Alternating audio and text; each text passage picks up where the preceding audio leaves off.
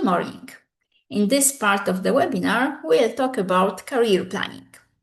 First, we'll discuss competences, including future competences in the labor market. Then we'll talk about ways to plan your career and set professional goals. Later on, we'll focus on how to write a good CV and methods of looking for a job. So let's start. It is worth starting your career planning by analyzing your competences.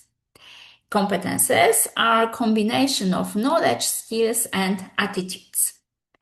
Knowledge refers to specific facts, features, and theories that we know and understand in a particular area. Skills are our abilities to perform certain activities and apply our knowledge into practice to achieve specific goals.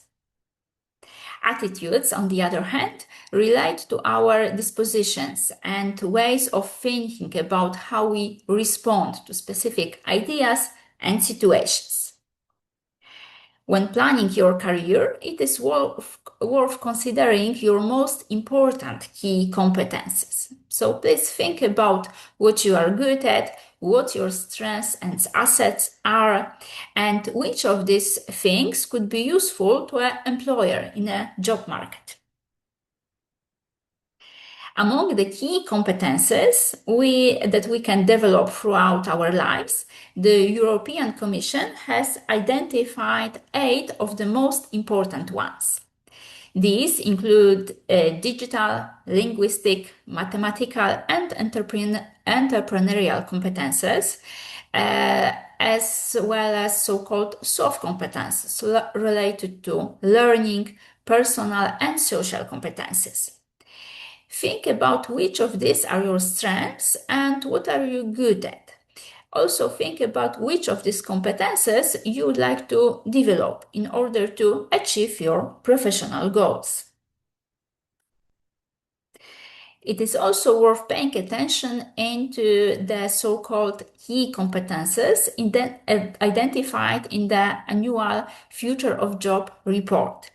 In this year's edition of the report, the key competences include analytical thinking, flexibility, creativity, motivation and self-awareness, empathy and active listening, and, for example, lifelong learning, and so on. It is worth noting that these are different types of competences here, including cognitive competences, self-awareness, management, and digital competences. The same report also points to the fastest growing competences, those which we can develop the most rapidly in the coming years.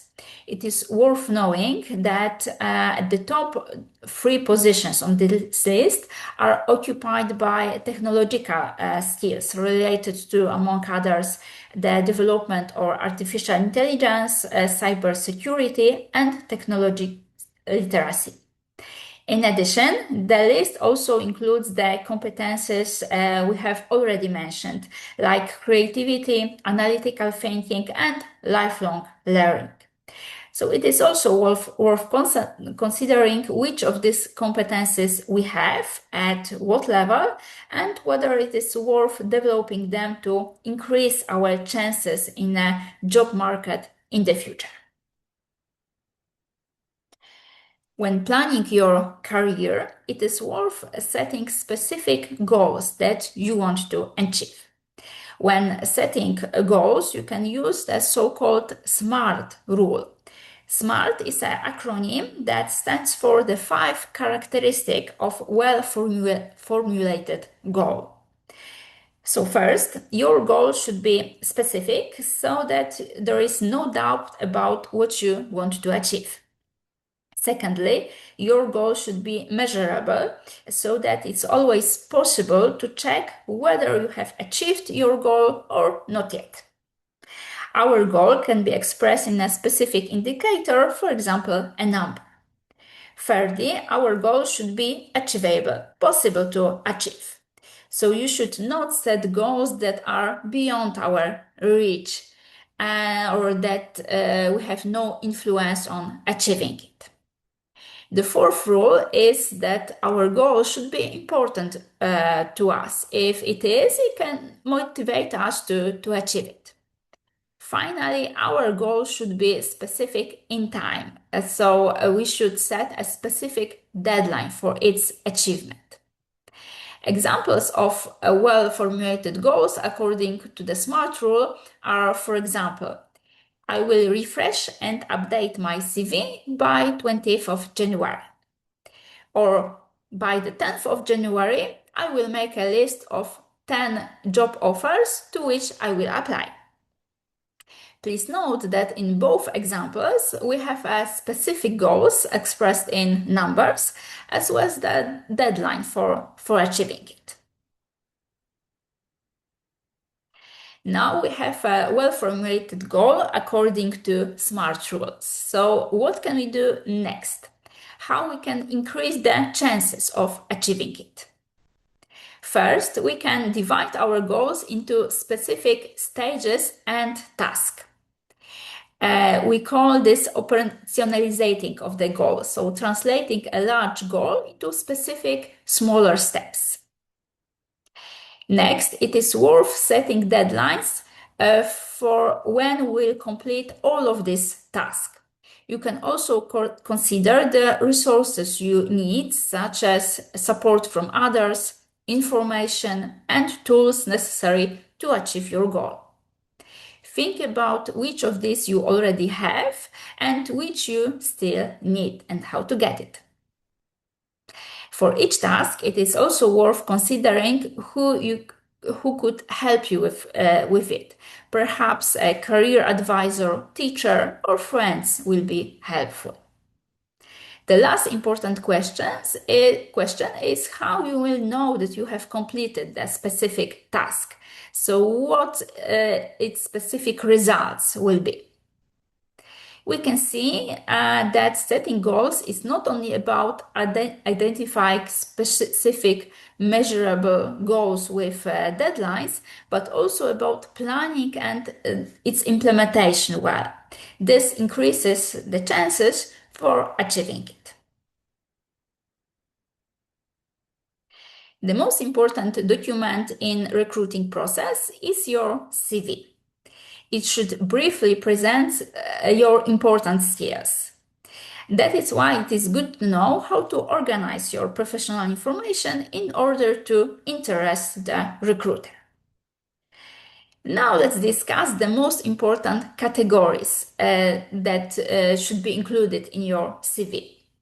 The first category is contact details. So please write here your full name and contact details, such as your telephone number and email address.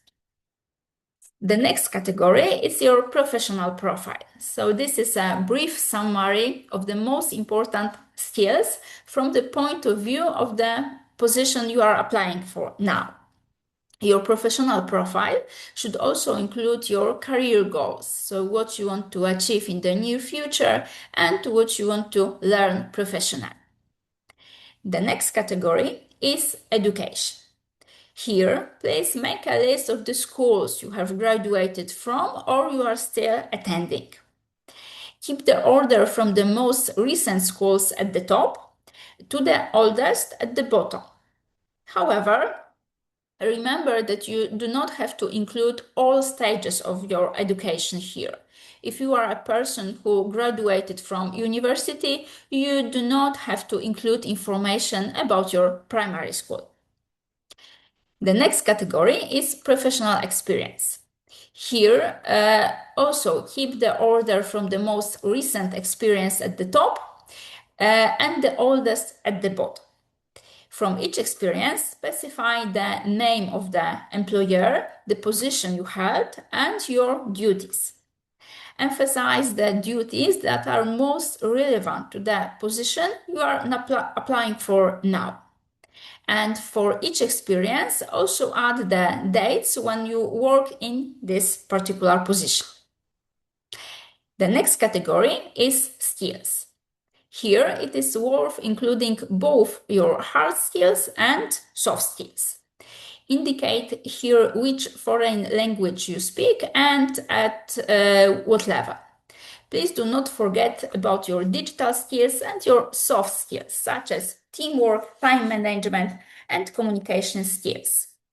Focus on the skills that are emphasized in the job offer you are applying for now. In your CV, you can also include a category for the other activities, such as volunteer work or involvement in non-governmental organizations.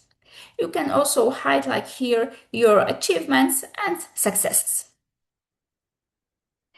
When writing your CV, it is important to adapt your document to a specific job offer you are applying for. So please pay attention to the employer expectations regarding your professional experience, education, and competences. Highlight in your document those competences that are the most consistent with the employer expectations, such as language or digital skills. In addition, if you have experience in the industry that you are now applying to, it is also worth highlighting this professional experience. Now let's discuss the most common mistakes that can appear in a CV and how to avoid them. The first is not adjusting your document to a specific job offer, but sending the same CV to all employers. To avoid this mistake, please pay attention to specific skills required in a specific job offer.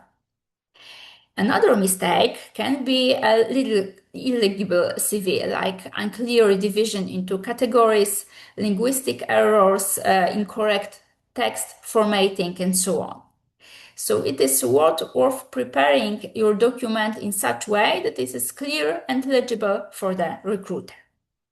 Please also remember that recruiters usually do not read our document word by word, but most often scan it at the beginning. Also, remember to describe your professional experience by listing the responsibilities you had in a given job, because the only job title alone may not be enough to understand what you did. Also, avoid CVs that are too colorful, too creative, or contain various eligible fonts. It is usually best to choose more classic CV template that is easy to read for the reader. Also, remember that your CV should be not too long. It can easily be 2 pages long, but it should not be longer than that. This is because it should only highlight those skills that are relevant to the job you are applying for now. Once you have your CV ready, it is worth considering how you can look for a job. The first way is to build a network of contacts. Here it is worth informing your friends that you have specific skills, specific professional experience, and looking for a specific job. You can also use social media for this purpose, for example, LinkedIn. We can also look for a job by sending our documents to specific job offers posted on job portals. There we can filter offers by industry, position, or location. When looking for a job, it is also worth going to job fairs when you can meet many employers in one place. During the fair, you can talk to employers directly and give them your CV. It is also a good idea to get some career advice. The career advisor will help you to plan the best career path for you, talk to you about your strengths, and help you to prepare your application documents. It is worth considering which of these job search methods will be best in your situation. To sum up, in this part of the webinar, we talk about competences in the labor market, as well as how to plan your career and to set professional goals. We also discussed the main principles of writing CV and talk about ways of looking for a job. We hope that these tips will be useful for you in planning your career. Thank you for your attention.